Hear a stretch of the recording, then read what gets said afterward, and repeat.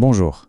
Aujourd'hui, on va décortiquer la physiothérapie aquatique. L'idée, c'est de faire le pont entre les données scientifiques solides et la pratique clinique de tous les jours. On va donc regarder ensemble les preuves, les mécanismes d'action et comment programmer tout ça concrètement. Alors, voici notre feuille de route. On commence par l'état des preuves, ensuite on verra l'efficacité pour chaque pathologie, troisième point, les principes physiques, pourquoi ça marche en gros, puis on passera à la programmation et à la sécurité, et on terminera avec une checklist pratique prête à l'emploi. Allez, on attaque tout de suite avec la première partie, l'état des preuves. On va se concentrer sur ce qui est vraiment solide, les données de haute qualité qui peuvent et qui doivent guider nos décisions en clinique. Cette phrase résume parfaitement l'esprit de la physio aquatique. On utilise vraiment les propriétés de l'eau comme un outil thérapeutique. C'est ça qui nous permet de jouer sur la douleur, de faciliter le mouvement, de faire du renforcement et de travailler l'équilibre. Juste pour qu'on soit sur la même longueur d'onde, on va utiliser un système de notation très simple pour la qualité des preuves. Grade A, c'est le top, des preuves solides. Grade B, c'est modéré, ça va dans le bon sens, mais il y a quelques limites. Et grade C, eh bien, la preuve est encore limitée, souvent à cause d'études un peu trop différentes les unes des autres.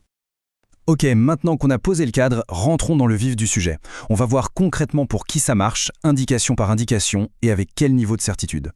Premier cas d'école, l'arthrose du genou. Et là, pas de doute, on est sur du grade A. Toutes les grosses études, les revues systématiques, les méta-analyses, elles disent toutes la même chose. La thérapie aquatique réduit la douleur et améliore la fonction de manière significative. On le voit très bien avec les scores WOMAC et KOOS. Regardez ce graphique. Il parle de lui-même.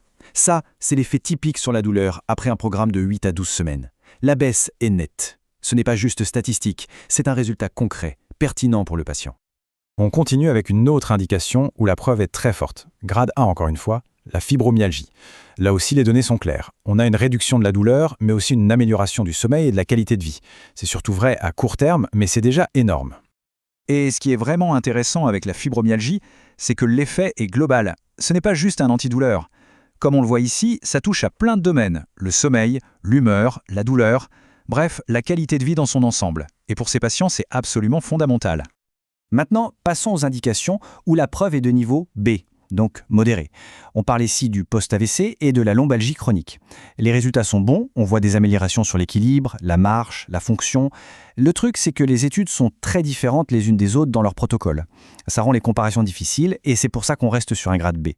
Et pour finir ce tour d'horizon, l'épreuve de grade C. Ça concerne par exemple les troubles musculo-squelettiques du membre supérieur ou des pathologies comme la paralysie cérébrale. Attention, ça ne veut pas dire que ça ne marche pas. On a des rapports de bénéfices, mais les études sont petites, les protocoles varient énormément, donc scientifiquement, on ne peut pas encore conclure de façon définitive. Bon, si on devait résumer toute cette partie sur les preuves, qu'est-ce qu'il faut retenir ? Premièrement, pour l'arthrose du genou et la fibromyalgie, on y va les yeux fermés, la preuve est élevée. Deuxièmement, pour l'AVC, la lombalgie et l'équilibre du sujet âgé, c'est modéré mais très prometteur. Troisièmement, le gros point faible de la recherche actuelle, c'est que tout le monde fait un peu sa propre recette, les protocoles sont trop variés. Et enfin, quatrième point, les trois domaines où ça marche le mieux, c'est la douleur, la fonction et l'équilibre. Ok, on a vu que ça marche. Maintenant, la question c'est pourquoi ça marche ? On va plonger dans les principes physiques de l'eau. Le principe numéro 1, celui que tout le monde connaît, c'est la flottabilité, la fameuse poussée d'Archimède. En gros, l'eau nous porte. Ça diminue radicalement le poids qui pèse sur les articulations. C'est l'idéal pour recommencer à bouger et à mettre en charge très tôt dans une rééducation. Et ça, c'est la traduction clinique. Regardez les chiffres. Si on a de l'eau jusqu'au cou, au niveau de C7, on ne porte plus que 10% de son poids. Avec de l'eau jusqu'aux hanches, c'est 50%. C'est un véritable curseur. En tant que clinicien, on peut doser la mise en charge de manière ultra précise, juste en jouant sur la profondeur. Deuxième principe physique important, la pression hydrostatique. C'est simple, l'eau appuie sur le corps de manière uniforme tout autour, et plus on va profond, plus cette pression augmente. Et alors à quoi ça sert ?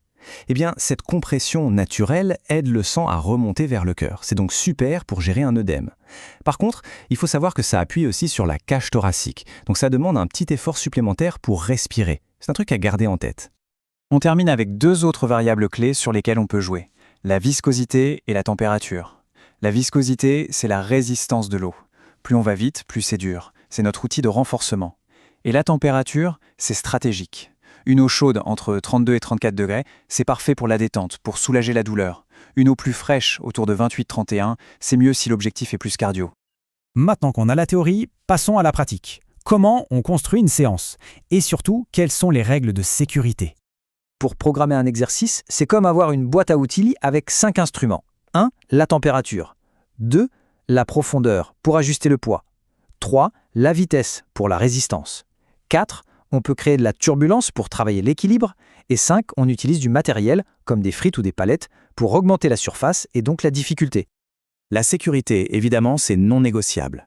Il y a les contre-indications absolues. Là, c'est non. Une plaie ouverte, une infection de peau, une grosse instabilité cardiaque, on ne va pas à l'eau. Et puis il y a les précautions relatives. Là, c'est oui, mais. Une tension un peu haute, une épilepsie pas tout à fait stable, ou même la peur de l'eau. Ça n'interdit pas la séance, mais ça demande d'être beaucoup plus vigilant. Pour finir, on va tout rassembler dans une checklist, un résumé hyper pratique pour ne rien oublier en clinique. Voilà donc la démarche à suivre. D'abord, on se demande, est-ce que c'est une bonne indication? Est-ce qu'il y a des risques? Ensuite, on choisit ses paramètres, température, profondeur, vitesse, et on n'oublie jamais que le but, c'est le retour sur la terre ferme. Finalement, la vraie question n'est plus de savoir si la balnéo est efficace, on sait qu'elle l'est. La question c'est pour qui, à quel moment et comment on l'intègre le plus intelligemment possible dans nos plans de traitement pour vraiment faire la différence.